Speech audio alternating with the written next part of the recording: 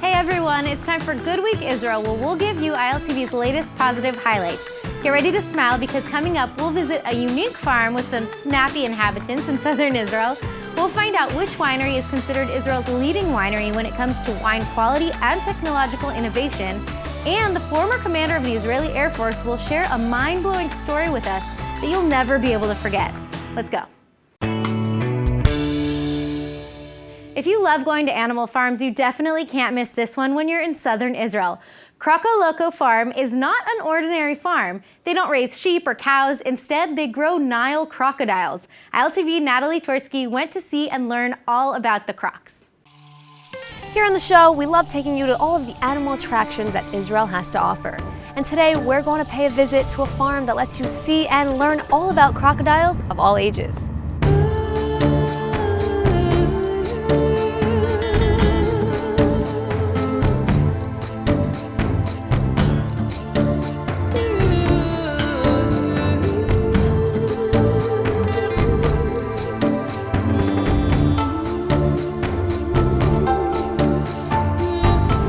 Hello. Shalom. How are you? I'm Natalie. Hi, I'm Orit. Welcome to Crocodile, the crocodile farm in the Arava Valley.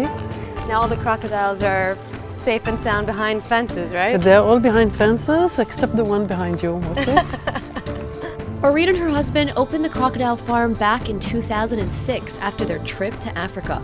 And over the years, they have remained dedicated to breeding and raising these African Nile crocodiles.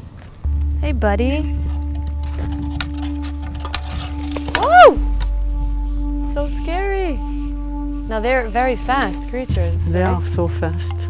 You said that they could outrun humans? They can outrun us. Crocodile is now home to a whole lot of crocodiles, as thousands of eggs are produced here annually. So how many crocodiles are here in this one enclosure? In this pond, these crocodiles came as adults from Africa. We have less than 30 crocodiles here. She digs a hole in the ground. She lays from 30 to 60 eggs in an average nest, up to 100 in a big one. Once a year, all of the eggs at the same time. She then covers them back with sand, she compresses it, and she stays there to guard the place.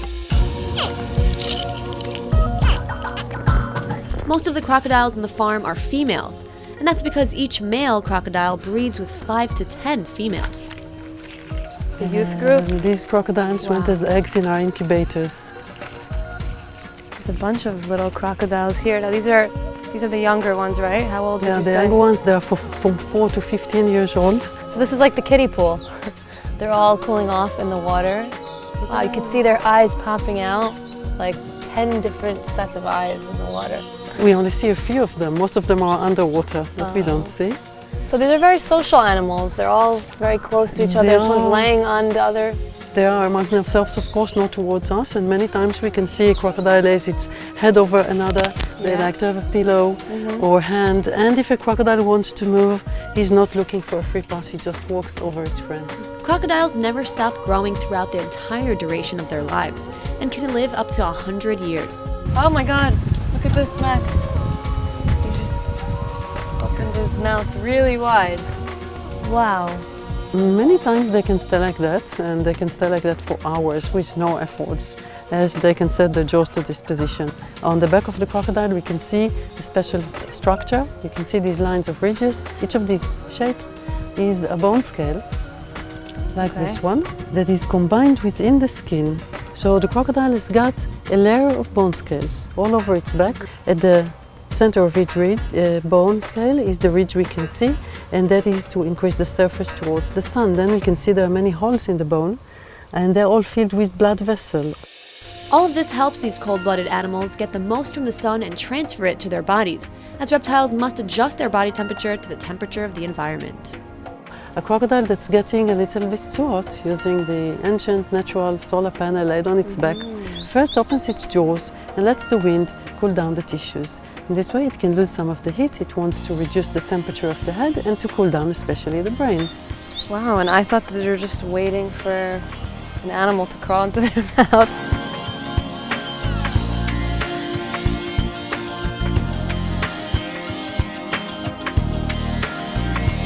This is my baby crocodile. Oh my God, he's tiny. Yeah, it's already double the size since it's hatched. Wow. You can see the tail is about half the length of the crocodile. It's a very strong muscle and the main engine for swimming. I can't believe a crocodile this big was once just a foot long. And it's still going to be much bigger. He's not so scary now that he's Not in my hands. just a little baby. You're not threatening. As long as I hold it. Yeah. Take a look at the eyes. Like the nose, they're higher above. They raise up a bit. And if I touch its eyes gently, see how it will sink them into the skull to protect them. They just go down. You look at the eye when it's closed, and we can see the white eyelid. Covers the eye. It opens again opposite from ours. It opens downwards. Crocodiles use this clear inner eyelid when they dive, and that improves their visibility underwater. Open up big, baby crocodile. Open up, please. That's a good crocodile. And inside we can see a few things. You see all the teeth are sharp, no molar teeth. And it's because they don't chew but swallow the food. For the same reason, there is no tongue. You can see this is the soft tissue of the lower jaw.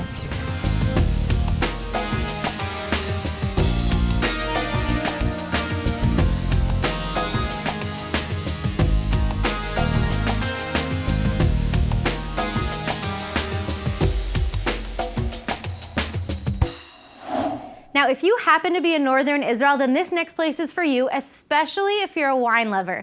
ILTV's Emmanuel Kadosh visits a winery that made its mark in the Israeli wine world. Check this out.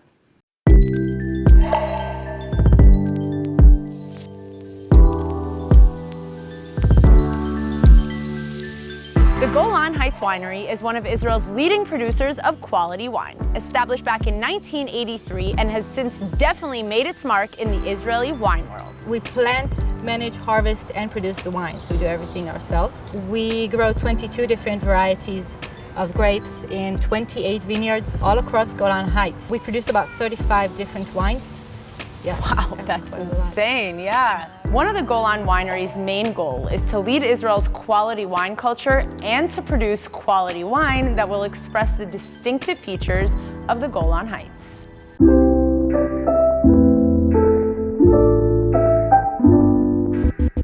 How does the process work? Tell me a little bit about how it goes from the grapes to creating the wine, to bottling it, to everything. We start the harvest usually at the beginning of August, and we have manual and mechanical harvest. It depends on the type of wine that we want to produce.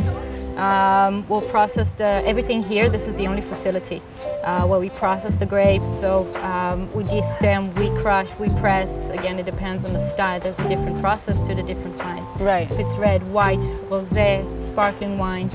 And then we have fermentation in the stainless steel vats. We have about 400 vats as well, about the same numbers as the blocks in the vineyards.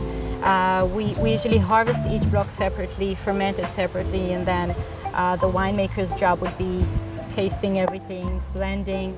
He has a great job. Yeah, it sounds very glamorous. Yes. But it's a very difficult job. The next step is also aging in oak barrels, which we use a lot of.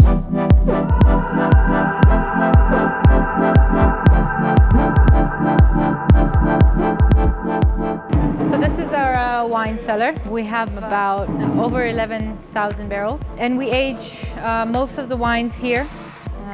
If it's reds, then it's 5 to 28 months, and some of the whites as well.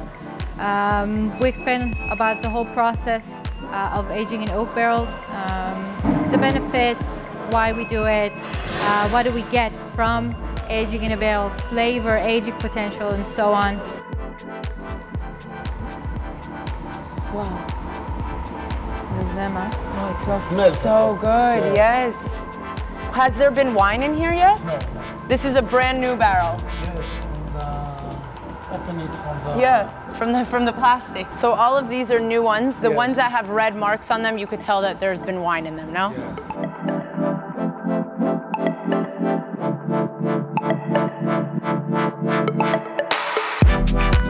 This is the wine cellar that you guys have here in the winery, and how long have some of these wines been here? Well, first of all, I would describe it as the archive of the winery. So we never sell the wines that you find here. It's more of keeping what we have and showing what we've done over the years. Progressive, yeah. Every now and then the winemakers will taste a few wines. I guess you can describe it as a quality control. Making sure that you guys are always improving, or making sure that these are aged well? Well, improving, and that the wines can age well, and that they can age for a very long time. Today, I can tell you, because of that some of the wines can age 15 years. 1996. 1996. The first wine ever made, Yelden Cabernet Sauvignon, 1983. These are the bottles, these are the original bottles that you guys haven't touched since then? Yes. Wow, that's crazy. So how much would a bottle of wine like that cost if you hypothetically were to sell it? Yelden Katrin, which is, I would say, the flagship wine of the winery.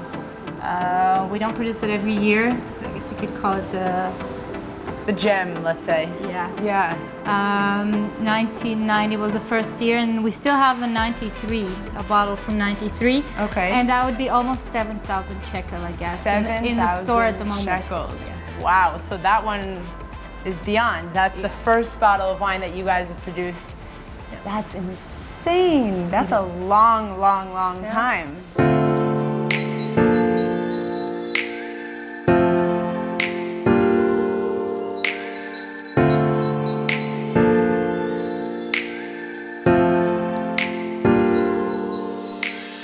What is wine tasting? We can be very professional about it, very technical. We have criteria that we follow. We mark an X or a V. Right. But it's important that people will understand just a little bit what is a drinkable wine. And we talk about the appearance and the nose and the taste and texture and the finish and so on to determine if it's well, basically, if it's a drinkable wine. And an enjoyable wine, I bet. Exactly. So you determine if it's drinkable, and also if you like the wine. Why do people go like this?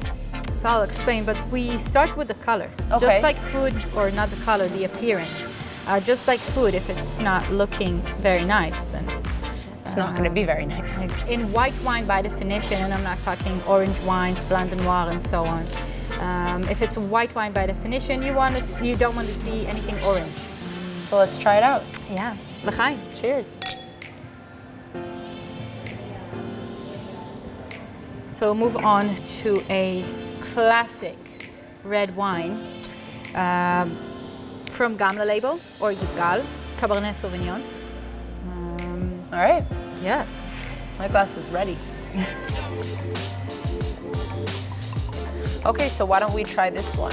So we do the same. It's clarity. As far as deposits, red wines usually form deposits after a few years in a bottle anyway. So it's a young wine. It's 2016, so it's not. You won't see any deposits. Okay, and so you want to see any tone of red.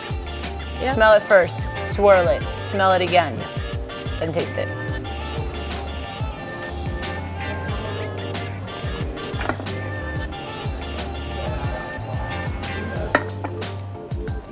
Nonchalant. Very nonchalant. This one has more of a aftertaste. Longer finish? Longer finish. Longer finish. So this one is like one that a lot of people would come and purchase here? Yeah. This one and both stores, of these? Yeah, and in stores in Israel as well. Amazing. In restaurants too. So it's a great medium body wine. It's not light, but it's not too heavy or complex. So yeah. I'm gonna get drunk if we continue this. Okay. All right. Well, thank you so much, Netta. I've had such an amazing time getting to see the Golan Winery, getting to taste these wines, getting to see really the process, and obviously having the tour. So thank you. I really appreciate it. My pleasure. Thank you as well. It was fun having you here. Yeah, and everyone has to come check out the Golan Heights Winery. If you guys are in the area, or if you're not in the area, make your way over here. Definitely. All right. Thank you so much. All right, this next story will have your mind blown. ILTV's Natasha Kirchuk sat with the former commander of the Israeli Air Force, Eliezer Shkedi, and he tells us the story about his father, a Holocaust survivor who took history into his own hands. Just watch.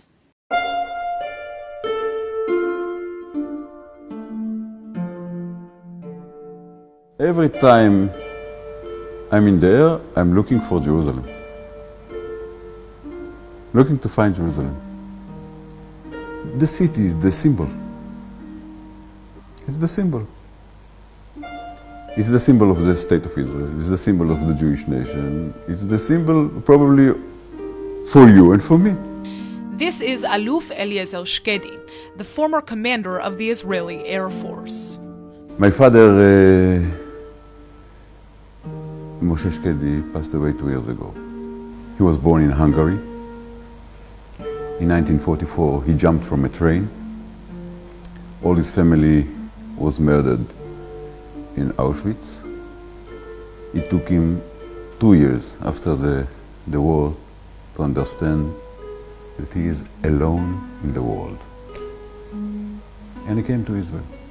Little did Moshe know his very own son Eliezer would soon become one of the most powerful and beloved military leaders in the state of Israel. Shkedi served as the front commander against countries that do not border Israel, leading the Israeli-Iran Command, which was set up to coordinate Israeli military operations and intelligence gathering against Iran. He even led the Israeli Air Force through the Second Lebanon War. But when you ask him what story defines him the most, this is the story that he tells. When I was the commander of the Israeli Air Force, I got a lot of invitation to each and every event in Israel. Honestly, I do not like events. So I talked to my secretary, and usually she said, "Thank you very much, Shkedi has a lot of work to do, and he will not participate." One day she came to me, and she told me, "Do you know you have an invitation from the President Peres to eat dinner with him and with the President of Hungary?" I told her, "Avital, my secretary, thank President Peres, but I will not participate." Okay. Couple of weeks later, when we talked about the next week, she told me, "You know, next week you have a dinner with President Peres and with the President of Hungary." I told her, "How come? Didn't I tell you to cancel it?" She told me, "I thought you were doing a mistake. I didn't cancel." To me. Now I had two alternatives. The first one is to kill her. The second one is to think maybe she's right and I'm wrong. And I realized that probably she's right. So I told her, "You know, call the president's office and tell them that I will come and I would like to bring my father with me."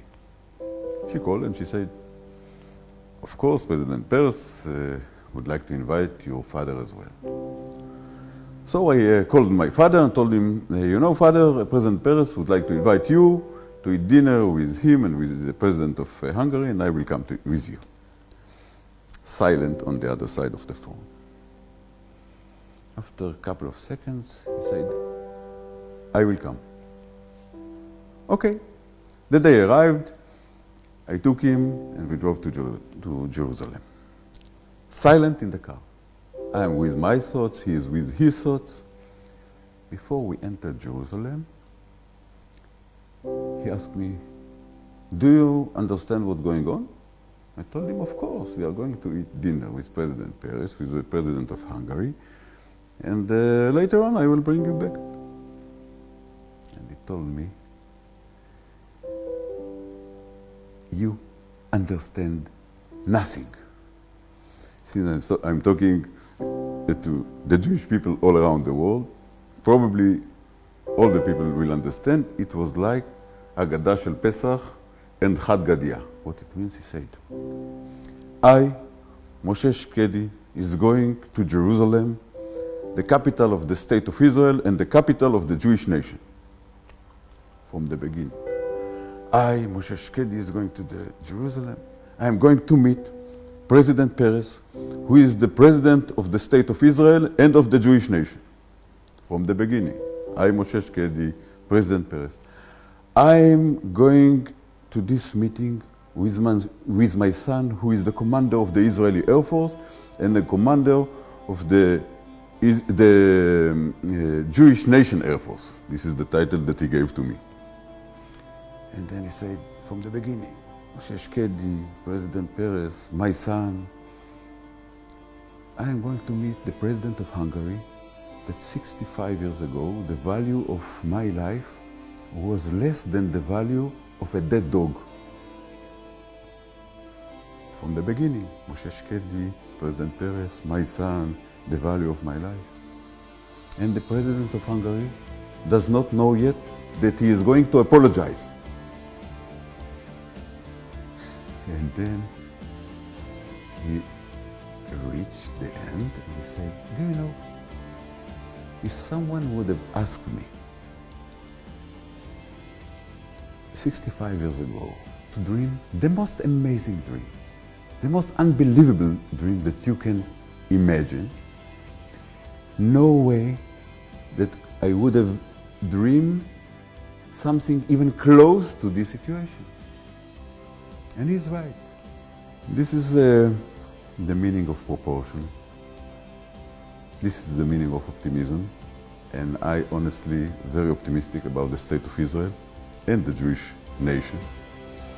And this is the story of inventing Israel day after day after day. And the President of Hungary apologized.